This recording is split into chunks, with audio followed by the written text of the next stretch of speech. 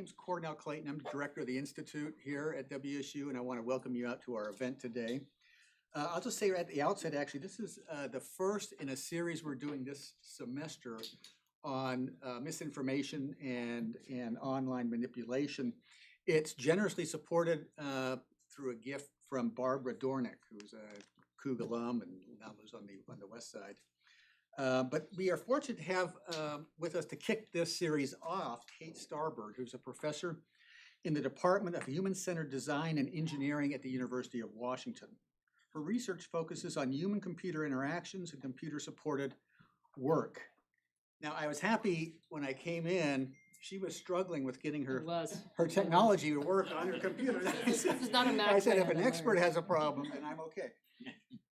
But Kate has written extensively about the toxic online spaces that are rapidly shaping our discourse, our values, and politics around the world. Dr. Starbird received her undergraduate degree in political science from Stanford University. And her, what's that? Computer science. Computer science. What did I say? Political. Oh, political science. That's Freudian. And she received her PhD in Technology, Media, and Society from the University of Colorado. She has received several awards for her research, including the ACM's Societal Impact Award and a Presidential Early Career Award for Scientists and Engineers. She's the co-founder and the former director of the University of Washington's Center for an Informed Public, which works to strengthen democratic discourse by helping combat online misinformation and manipulation. Join me now in welcoming Kate Starbird to the Foley Institute. Thank you so much for the introduction. Thank you all for being here. I am just thrilled to have the opportunity to share some of our team's research with all of you. And I brought a lot of content. I'm going to jump right in. I will say we had to convert the slides on the fly. I have no idea what's coming because things could have been, may look different than I expected them to. I'm going to start here with a tweet shared in 2017 during Hurricane Harvey. And I wonder if anyone has seen this image before. Anyone want to raise their hand and see? Okay, I've got some nods, So it's a shark ostensibly swimming in the floodwaters of a hurricane. Now, for those of us studying disaster events on social media, we saw this same shark allegedly swimming on the freeway in every major hurricane, from Hurricane Sandy in 2012 to Hurricane Harvey in 2017, and we've continued to see this shark. And then the story was entirely false, the image is fake, but that did not stop social media posts like this tweet from receiving massive amounts of attention online. In this case, hundreds of thousands of engagements in the forms of comments, likes, and retweets. Now, fast forward to the LA fires back a year ago in January, and these dynamics have, if anything, only gotten worse. Can anyone see anything wrong with this image? There's a second D. There's a second D or an extra O. We're not really sure what it is, right? Yeah, so they've got extra letters, right? So it's fake. It's a synthetic image made by generative AI or artificial intelligence. And during the LA fires, online spaces were filled with images like this. AI slop photos or videos meant to grab attention. But that wasn't the only source of false claims. We also saw conspiracy theories like the claims that the LA fires were a planned event, as well as hundreds of political point-scoring rumors designed to exploit the tragedy for political gain and to garner attention in the form of likes and retweets along the way. Now, these are behaviors that my team has been studying. Whoa, that was not what I wanted to do. My team has been studying for, computer giving weird feedback, studying on social media during wildfires and other events for more than a decade now. And rumors aren't new. They've always been part of how we make sense of crisis events and other novel events. But they are supercharged in our modern moment and with our modern information ecosystems. And the reasons why shed light on the rise of right-wing populism here in the United States and around the world. So let me explain. And as I do, I'm going to tell you a story about my team's research over the last 15 years or so and what that has to do with the moment that we're in. And let me start by explaining what I mean by rumors. Actually, let me start by taking off my jacket because it's warm. Let me start by explaining what I mean by rumors, and I'll come back to some other vocabulary as we go. So rumors are unofficial stories spreading through informal channels that contain uncertain and/or contested information. Rumors often arise in times of crises. They're just part of the way we make sense of events. Are we I've now lost the ability to advance the slides. That is not what I wanted. This is what, oh, there we go. They're a byproduct of the natural collective sense-making process that often takes place during times of crises or information ambiguity, as people attempt to cope with uncertain information under conditions of anxiety. Our work sees this sort of collective sense-making process, this natural process of how we deal with crisis events, as taking place through interactions between facts and frames. And this is going to come up a little bit. So this is the nerdy part of the presentation. So this is going to come up a little bit again. By facts, I mean all the data or evidence we have about the world or about an event, including through our own experience or through others.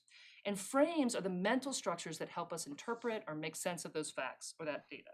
Now, these facts we have on hand often determine what frames we use, and the frames we use help us connect those facts and give them meaning.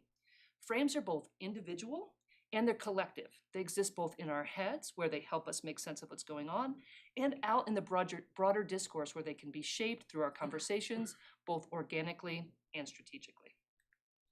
In this talk, I'll explain how people are misled, not just by bad facts, but also by faulty frames, and how the natural sense-making process can go awry in the case of false rumors, and be distorted in other ways in other cases. So rumors are a natural byproduct of this collective sense-making process.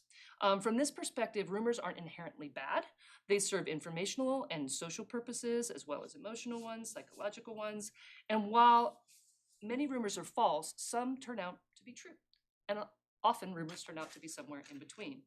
Sense-making, when it goes awry, when it anchors on facts that aren't true or puts them together in ways that don't work, can lead to false rumors. Our research in this talk will begin with rumors, because I think there's a really important way of thinking about things. But while we're here on terms and definitions, I want to introduce you to a couple other terms that are very useful in this space. Conspiracy theories, and I'm going to refer back to these terms as we go as well. Conspiracy theories are a type of rumor that is like a theory that explains an event or a situation as the result of a secret plot or a conspiracy perpetrated by sinister forces. They can result from a sort of corrupted sense-making, where we use the same pattern frame to look at new events and evidence, where we start to see everything as some kind of conspiracy. They can also be seeded and or amplified by disinformation campaigns.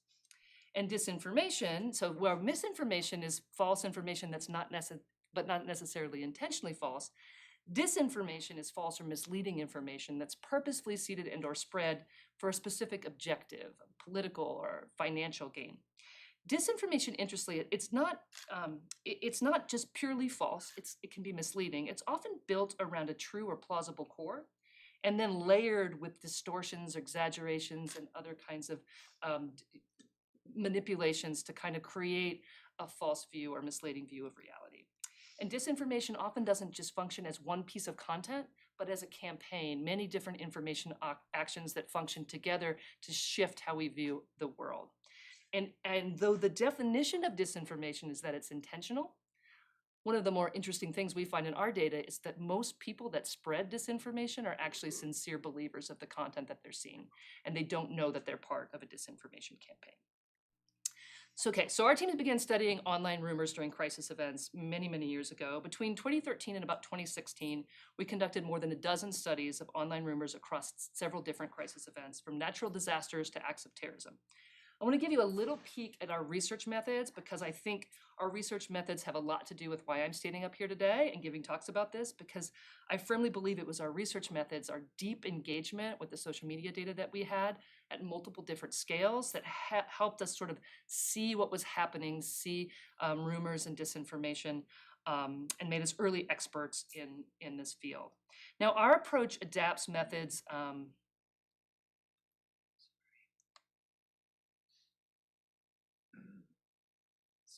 Our approach adapts methods from, trouble with my slide deck, from constructive grounded theory to study big data. So it's a grounded, interpretive, mixed method approach. It deeply integrates both qualitative research and quantitative techniques when we blend computational approaches with manual analysis. We visualize data at a high level to see patterns and anomalies, and then we dive into those patterns and anomalies to see what they mean and open them up with qualitative research. One technique we rely a lot on is a network graph, like this one from the Deepwater Horizon oil spill in the Gulf of Mexico in 2010. So on these graphs, these little nodes, the dots, are these circles. These are, in many graphs, they're entities. In this case, they're social media accounts. And edges are connections between those counts. That can happen, any number of things can create a connection. In this graph, that is a retweet, creates a connection in this graph. It's a retweet network graph. These graphs provide visual artifacts that help guide our qualitative research, which uses them to identify these trends and anomalies, including this little section up here, which was very weird at the time, and it turned out to be an early right-wing bot and trolling operation in the 2010 data. Later, those would be more integrated into what you would see, but in this case, it was out there. It was out there on the on the edges. Another technique we use a lot is the spotlight graph. This is a technique we developed for visualizing how information flows through Twitter or other similar sites, and especially the role of influencers. You all can't see this very well, but you can size different posts by the size of an audience to see how certain accounts really drive a conversation. And in this case, we could see different influencers. You get to see the role that large following accounts have in shaping a conversation. We'll show you a few more of those, and I think I've switched them to a white background so you'll see them a little better coming up. So our first study of online rumoring examined social media use, specifically Twitter, in the aftermath of the Boston Marathon bombings in 2013. Together with the events of Hurricane Sandy a few months prior, the bombings really represented a tragic inflection point in the evolution of how people were using social media during crisis events, and a point of recognition of how collective sense-making could go awry in these contexts and these environments. Using APIs, these are programming interfaces that were publicly available at this time, we collected about 10 million tweets about the bombings in the weeks afterwards.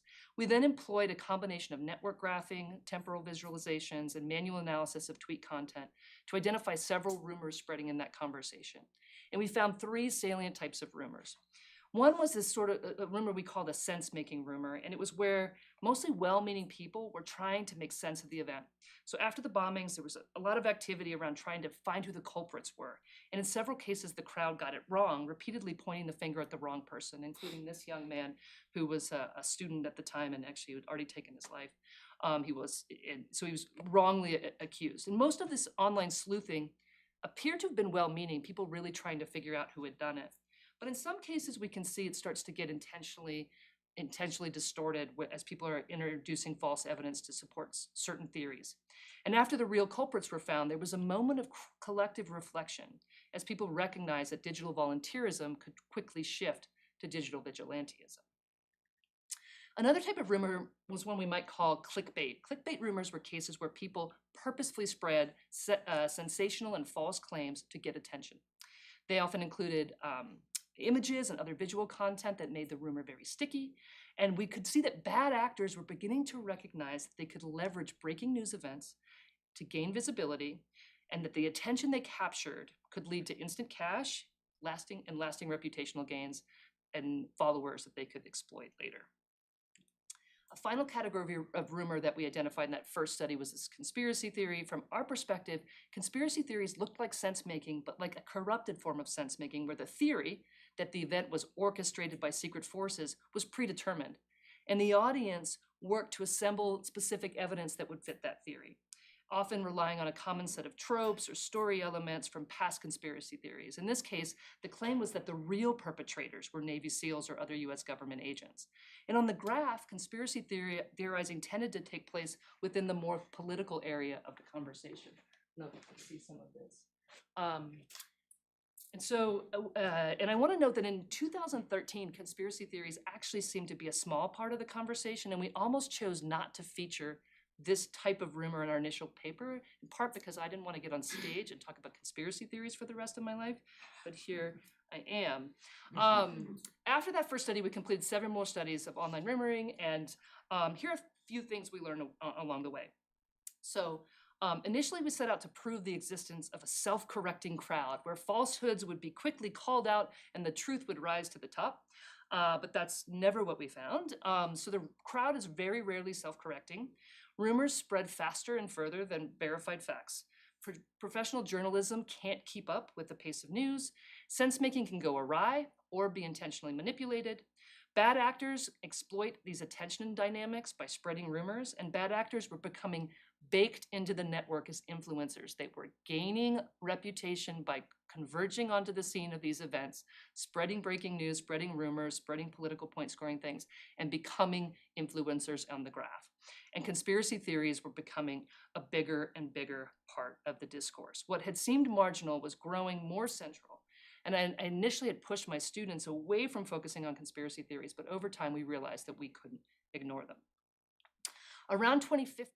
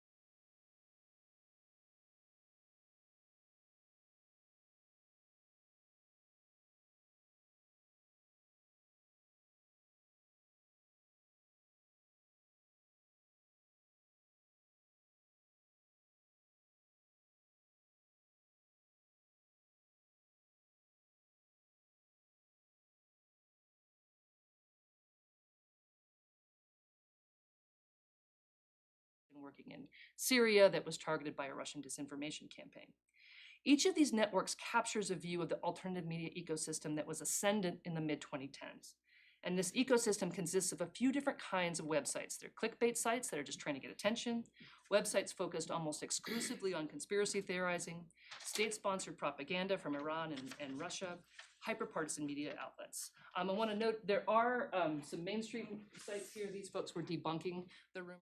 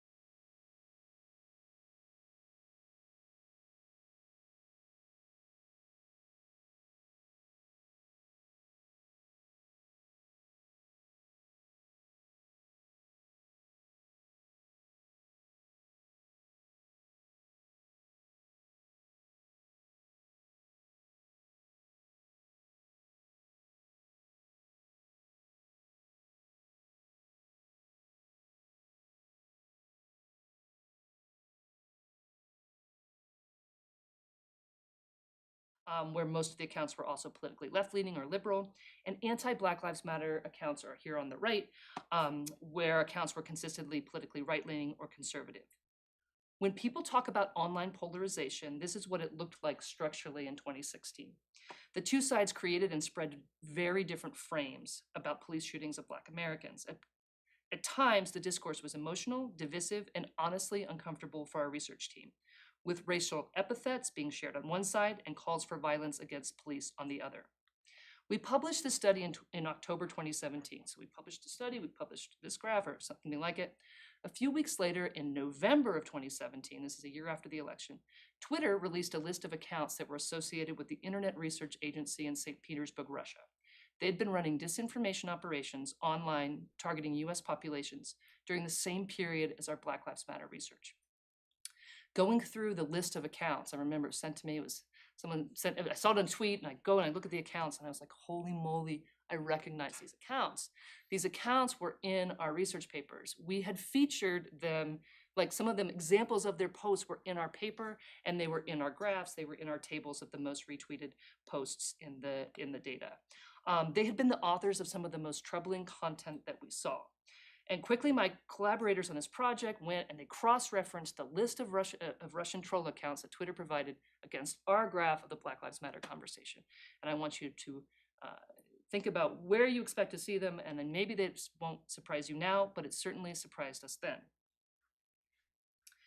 Troll accounts are mapped here in orange, and the graph reveals that Russian disinformation agents were active on both sides of the Black Lives Matter conversation in Twitter in 2016. A few were among the most influential accounts in the conversation. An orange account on the left was retweeted by Jack, who was at the time the CEO of Twitter, and several orange accounts on the right had integrated into other so-called grassroots online organizing efforts on the conservative side, and they were repeatedly retweeted by right-wing influencers. So it turns out, especially online, where it's difficult to know who we're communicating with, that we are all vulnerable to rumors and disinformation. And it's something that I have my students and the people that I give talks to, this is something we should always be thinking about and as we approach these things. But it's not necessarily politically symmetric. So the events of 2016 led to an increased awareness of our vulnerabilities online. In the aftermath, there were thousands of media articles and hundreds of research studies, as well as considerable work by social media platforms to attempt to address these vulnerabilities. When we reflect on the story of online disinformation in 2016, we think of it predominantly as foreign in origin, perpetrated by inauthentic actors or fake accounts, and coordinated by various agencies in Russia. Now, that wasn't the whole story, but it was one that we told ourselves in part because it was a neat story that let us have an enemy that was outside. So fast forward to 2020, and we saw a very different story, particularly when we looked at false claims about voter fraud, claims they were at the center of the January 6th attack on the US Capitol. That effort was primarily domestic, largely coming from inside the United States. It was authentic, perpetrated by, in many cases, blue check or verified accounts. And the 2020 disinformation campaign wasn't entirely coordinated, but instead largely cultivated and even organic in places, with everyday people creating and sharing content that that supported this campaign.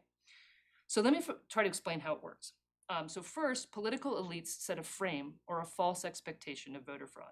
For example, in this tweet posted in June of 2020, then President Trump claimed, this is before the election, months before, claimed the election would be rigged, that ballots would be printed and ostensibly filled out in foreign countries, and that this would be the scandal of our times. This voter fraud frame was repeated over and over again in the months leading up to the election. It became a prevailing frame, sorry, I'm trying to get my, there we go. It became a prevailing frame through which people would see the events of those days. And it would lead to the kind of corrupted sense-making process that I mentioned earlier. So eventually, Trump-supporting elites and social media influencers would collaborate to produce hundreds of false claims and narratives. But I want to focus in on one, and it was called Sharpiegate. There's a second Sharpiegate. There was an early Sharpiegate with a pen. This is a different one. Same hashtag, different event. And this one, so it starts on election day. This narrative began with a couple of people posting stories from different parts of the country describing how they or someone they knew or heard about had been given a Sharpie pen to vote and how their pen had bled through the ballot. And then they were worried that the votes may not have been counted. These claims were especially salient in Arizona, which was a swing state. Officials there attempted to correct these concerns on election day, explaining that the ballots were designed to be used with Sharpie pen, that the bleed-through wasn't going to affect how they were counted with the optical readers. But these official statements did little to alleviate the concerns, which grew as more and more people shared their fears. Initially, the tone of the Sharpie Gate tweets were concern, worries that if votes wouldn't count, directives to bring your own pen. But as time went on, the content took on a more suspicious tone as the social media users began to interpret the evidence through the frame of voter fraud. Eventually, the discourse shifted to the explicit accusation that this was an intentional effort to disenfranchise specifically Trump voters. And this occurs as the content begins to take off and go viral. I don't know if you can see this here, but here we have sort of two views. It's a little hard to see. One is just, on the bottom is just a basic temporal graph of how many tweets were about Sharpies over time. This is sort of election day, and later election day, people start to talk about it, and then there's this big spike. The graph at the top is one of our spotlight graphs that it shows the cumulative number of tweets over time and shows the impact of these like sort of large following accounts. There's a couple others here that are mid-sized that you are going to have a hard time seeing, unfortunately, with the lighting here. So the Sharpiegate tweet begins in the narrative begins in the accounts of everyday people. They're tiny, they're small following accounts. They don't have a lot of impact. And they were actually people that were misinterpreting their own experiences in many cases. But it begins to take off with the help of a small set of influencers, social media accounts with millions of followers who repost it. Now, these included political activists, social media personalities, political operatives, President Trump's 2 adult sons were part of this, and many of the false claims we tracked in 2020 followed a similar pattern: origin in small accounts with few followers, and then amplification from influencers to accounts with increasingly large audiences. In this case, the influencers had picked up on the Sharpiegate rumors and were actively pushing it right as the rumor began to spread widely, likely as an explanation for why President Trump had lost to Joe Biden in Arizona, which was called by Fox News right about here, right? So this is where it takes off, and so they see this this narrative of Sharpiegate as potentially explaining why that might have happened. Okay, so let me step away here a little bit. So perhaps the biggest contribution of this study and all of our work on disinformation is this: disinformation isn't just coordinated manipulation by foreign spies and scammers. It's not just outsiders manipulating our discourse, and it's not just top-down. Disinformation and propaganda more generally in the modern era is participatory.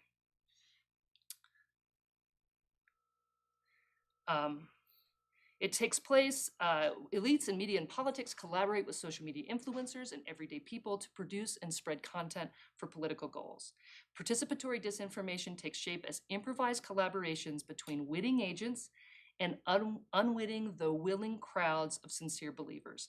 These collaborations follow increasingly well-worn patterns and use increasingly sophisticated tools.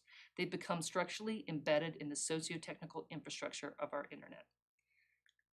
So let me show you another example, and this time from the 2024 election. We laugh, and I show this every time. We laugh, and yet it is profoundly unfunny when you see the implications of what this is. But I know it because I remember when people were laughing about it at the time too, and I might have as it was coming up, and then we step back. So this is I'm going to do this. I'm going to show you a visual framework we have for understanding participatory disinformation. On September 10 of 2024, Donald Trump stood on the debate stage with Kamala Harris and made what seemed to many to be a preposterous claim: that immigrants in Ohio were eating pets. Many people in the audience were perhaps surprised or shocked to hear this claim, but the story of how this claim ended up on the debate stage looks a lot like the Sharpiegate example.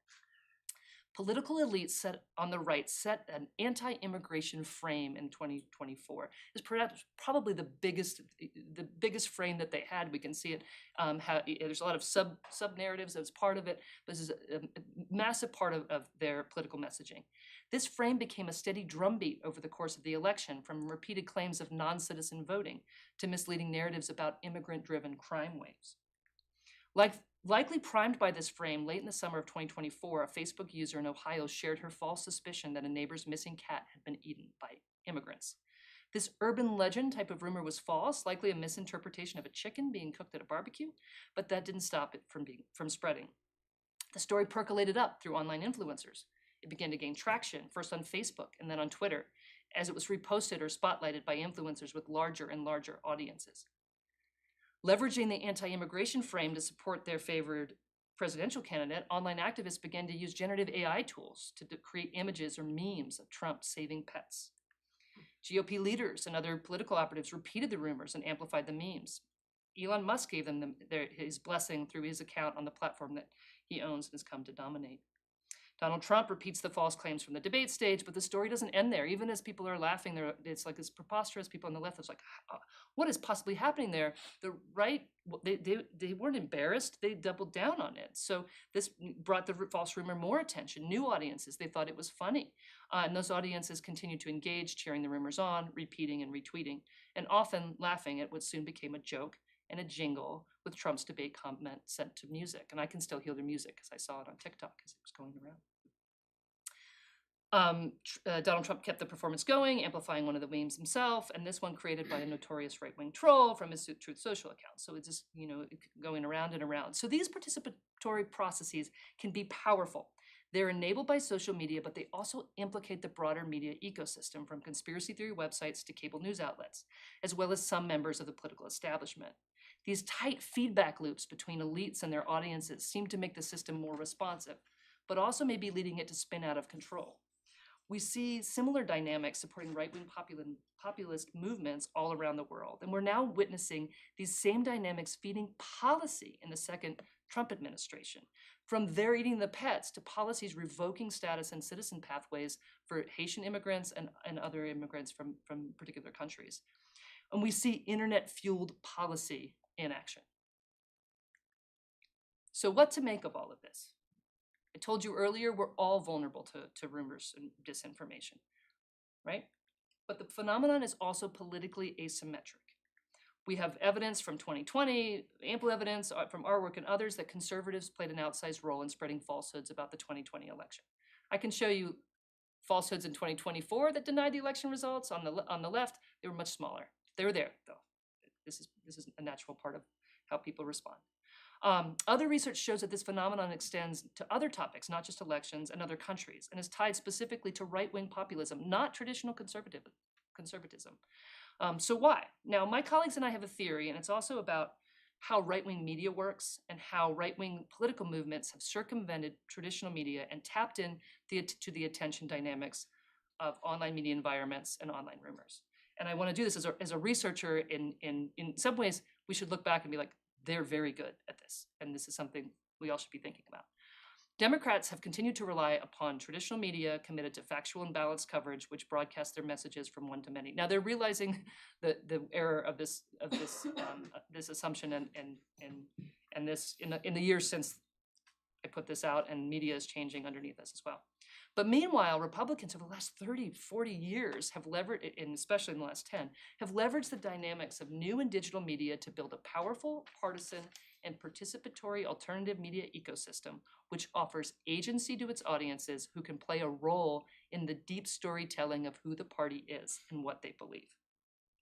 So let me show you a little bit of how this works with a little bit of a metaphor, but we see right-wing media and politics as a kind of improvisational performance that's taking advantage of the affordances of new and digital media.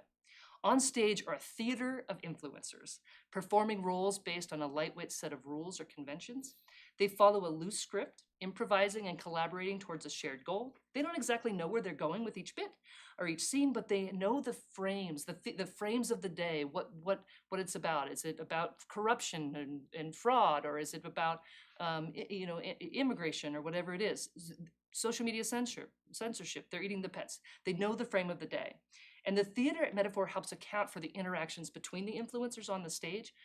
They feature each other on their shows, they celebrate and amplify each other, but there's also conflict sometimes, somebody's on the outs, and some of the characters have foils, but at the end of the day, they're all on the same team. Now, this metaphor also provides insight into the interactions between influencers and the audiences. As they perform, the influencers do call outs and call backs to a shared audience who is truly part of the show. The audience cheers, jeers, and steers the action as the show unfolds. And the actor influencers are intensely tuned in, watching the likes, the retweets, the comments, ready to give the audience more of what they want. And the audience has the power to guide the performance. From this perspective, influence doesn't just flow from the influencers out on the stage out to the audience, but from the audiences back to the influencers. Feedback is instant, and they can be extremely reactive or adaptive to those audiences. They build their stories collaboratively. Audience members have agency. They're part of the show. At times, the spotlight extends out to an audience member who shares their story of Sharpie pens bleeding through, or of their neighbors and cooking pets, or whatever it is, right? So the audience can actually inform what's happening on the stage, and more we're actually seeing what's happening on that influencer stage turned into policy.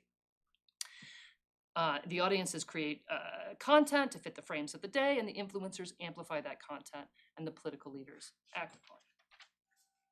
So the right-wing media ecosystem is explicitly partisan and intensely participatory. It emerges from and is reinforced by the attention dynamics of social media. It facilitates collaborative storytelling through engaging rumors and memes. Its gatekeepers have not been erased, they've been replaced by influencers. Influencers play an outsized role in mediating news and political discourse, and these influencers are judged not for veracity, but for authenticity. Authenticity is the currency, is the reputational currency of this environment. And these influencers can be captured and radicalized by their audiences. And influencer capture is one of the things that we may be seeing more of than we know. All right. Whew. So I drafted, I'm not doing too bad. So I drafted this talk in January 2025, and here we are a year later. We've now seen the cycle of internet influence to elites to policy for more than a year. We have right-wing content creators heading our FBI, an anti-vaccine conspiracy theorist and influencer in charge of our public health and rapidly dismantling it. Anti-immigration propaganda has been turned into policy, with communities being terrorized by inhumane and in some cases illegal enforcement efforts. We have watched an influencer-fed news cycle on waste, fraud, and corruption mobilized to destroy USAID, and a misleading video about fraud by Somali immigrants mobilized in what has been unfolding in Minnesota on our television screens and our feeds over the past few weeks.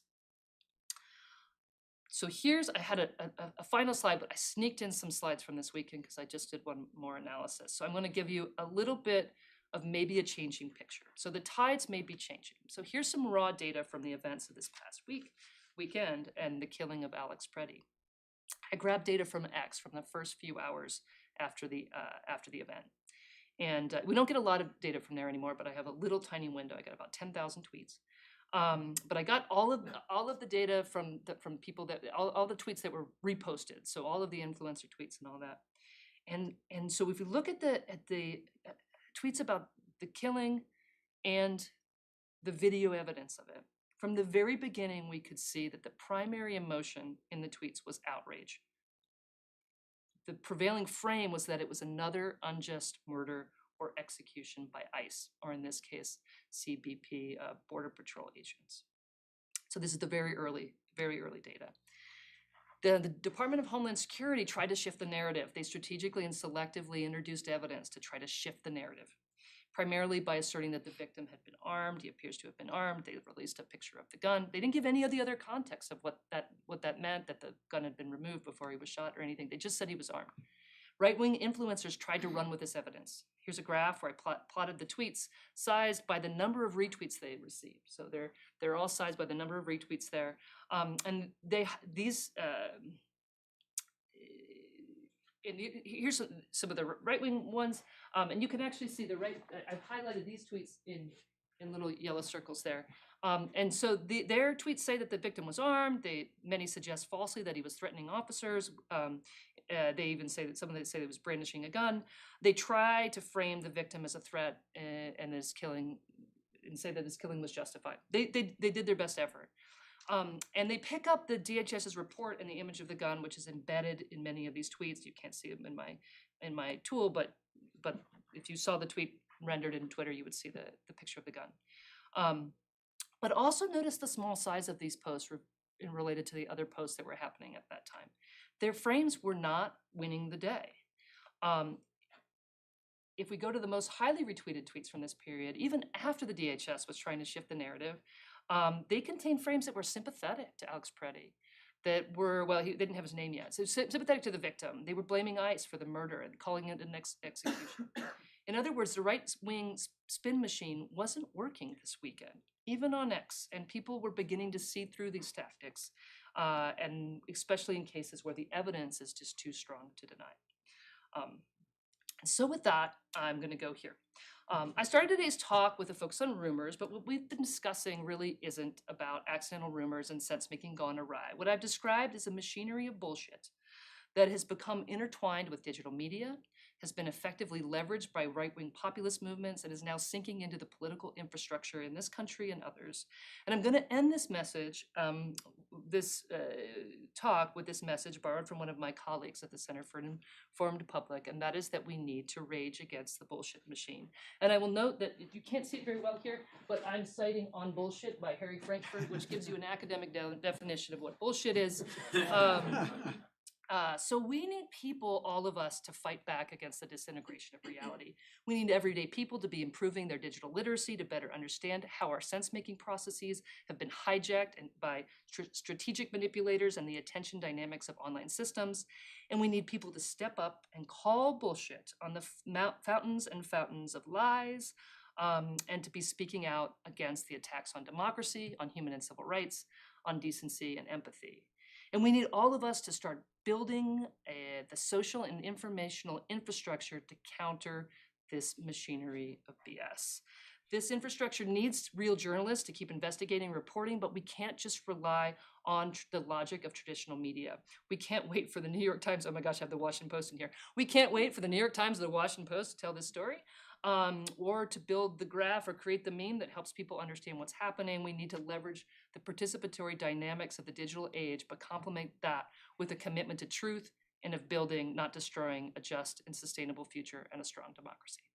And with that, I have a call out to all of you to be influencers in the world that you are in. It doesn't have to be online, to speak out and to share what you think is going on in the world, and don't just leave the discourse to be shaped by the influencers that understand how to hijack our systems. All right, thank you.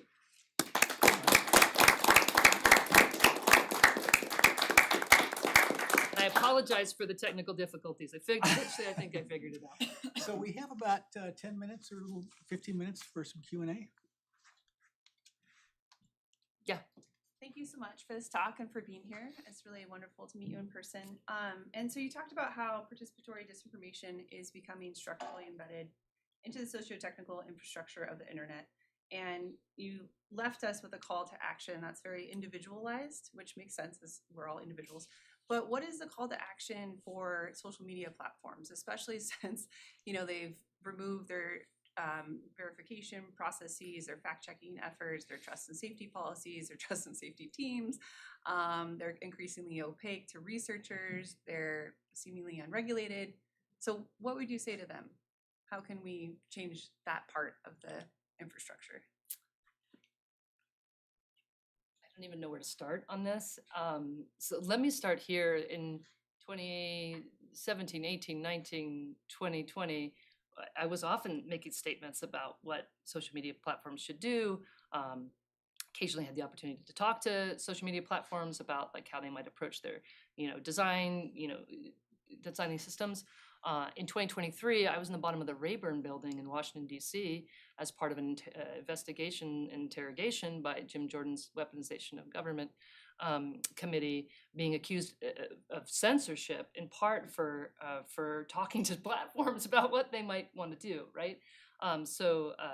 One would say once bit, twice shy. Perhaps I should not be saying anything, because in fact we've been called censors for even suggesting that platforms should be taking a different kind of tact.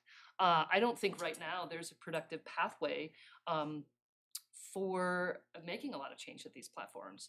I think the platforms have doubled down on a radical view of free speech, where moderation, content moderation, which is if you didn't have content moderation on your platforms, all you would see is porn, right? Like content moderation is like a really important part of like of what social media offers, but a lot of content moderation is now defined as censorship. I think platforms are afraid to moderate, but also some of them it's easier not to moderate. So they're happy; they don't have to worry about content moderation except on a few things that really drive away their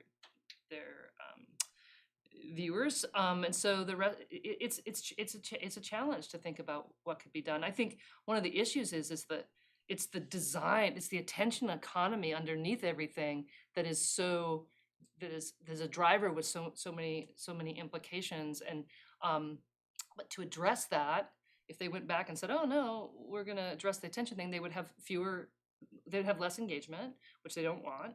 And it would have outcomes that there are certain political actors that have a lot of power who have benefited from these platforms working the way they do, and they don't want them to change. And so I think we're in a case where there's a lot of things platforms could do, but do they have the political will to do them, or are they willing to have their products not be as have users in front of them as much in quite the same way? I don't know that they're willing to do that. We have seen policy out of the European Union to try to regulate. They're not perfect policies, and they definitely are things where some of their things around certain kinds of speech may not map to values in the United States, and but there are things just around transparency for platforms that the European Union has put in place that I think are important. But in the United States, I don't think we're going to see much policy on some of the things that I look at. We might see policies around young people and some other kinds of spaces, but around this kind of political manipulation that's happening, I don't see a lot of pathways to short-term change from these platforms unless people choose to use other platforms. And there are other models of platforms, like the Fediverse and other kinds of places where you can choose what your moderators are and you have a lot more power. But right now, the media ecosystem is very fragmented now, but X isn't going to change and address any of this stuff. Facebook isn't going to address any of this stuff. TikTok just got bought by someone who's stated that there's a sort of political mission behind what they're doing. So I don't know that these ecosystems are going to become friendlier in terms of these dynamics. And it is a moment that if you maybe don't share the values that are winning the day on these platforms,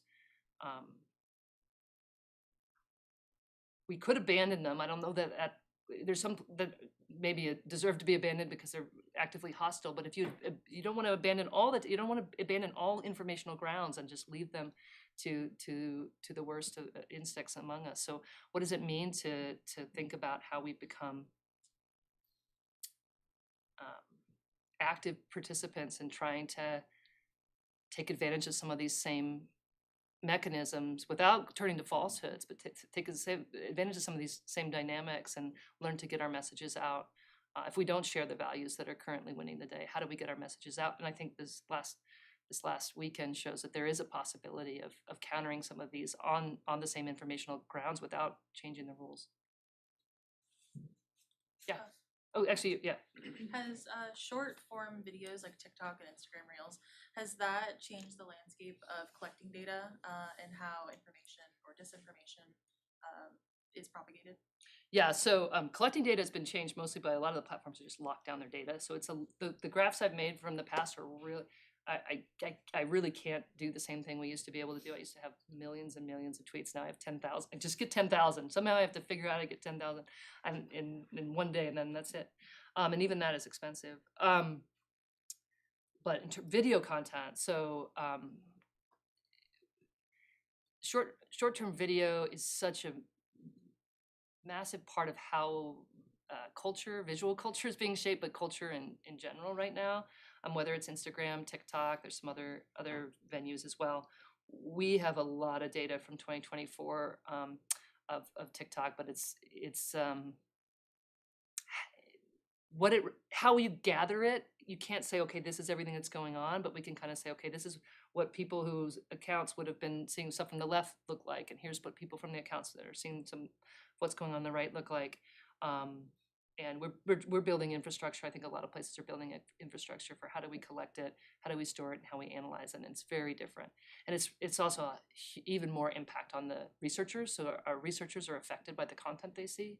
I hinted toward that a little bit early on, but for the visual content, it's even more like we have to build an infrastructure of safety and health and well-being around just having researchers looking at and analyzing that content. So it is definitely, it's adding to the complexity, but certainly it's something that if we're studying this collectively, we have to be looking at visual content.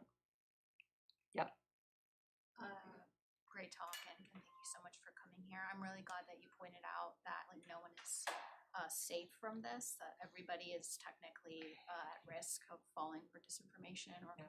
conspiracy theory, and something I talk about with my students, because I think a lot of them, rightly so in some ways, think that they're digitally literate and aren't and haven't fallen for something like this. And we're seeing more and more research on the concept of like micro conspiracies, and there's more and more coming out about like gateways. Like if you get into conspiratorial thinking, it can very quickly become a snowball effect where you become primed to engage with other conspiracy theories. We don't know exactly what that threshold is yet, but even engaging in little micro conspiracies that Yeah. you think are harmless is a gateway to others.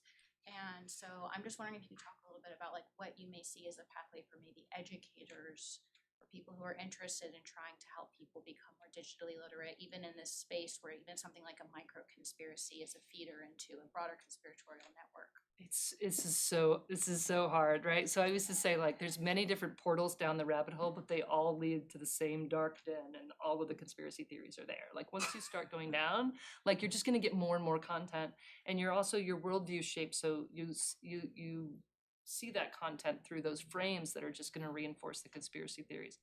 At the same time, we can't take away all the fun, magical things in the world, right? Like it's really hard to say like everyone should, no one should have everybody has a conspiracy theory that they believe.